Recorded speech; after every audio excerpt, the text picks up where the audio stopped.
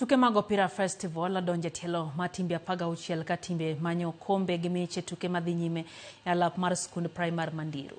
Tim Mandiru ma obago tukegi obedo tim mokwongo ng'ado tiko madonje tielo mar timbe 16 to kido loche tukegi ariyo mokwongo. Tim mawuok e gweng' ma Nyal Kinye mano Nyal Kinye FC bende odonje tielo mar timbe 16 kanyaka sani gin gi points 6 e kinde ma Maguje FC bende odonje tielo mar timbe 16 gi points 7. Tuke mag tielo 16 biro bagi kiny ka timbe mabiro yudo loch biro ng'ado tiko mar quarter finals. Finals mag tukegi biro bagi tarik 29 dwe ni alap ma Ndiru Primar.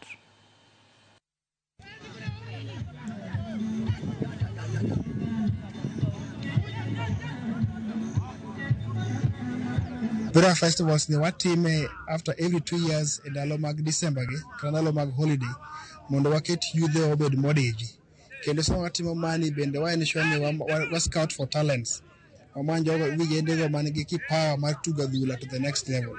Kendo wa ensure ni wa engage gi e dalo holiday ni mondo kik gitim gigo ma samoro nyalo chocho ngima gi kata nyalo tiko ngima gi kaka yore moko mag timbe maricho ma vijende nyalo donjo. Tugo abila ni kokel to kelo dongruok mag ohala e gweng' nikech wan gi jok ma uso, wan gi jok ma timo ohala, omiyo ng'ato nyalo uso gimoro dhi odok godo e ot.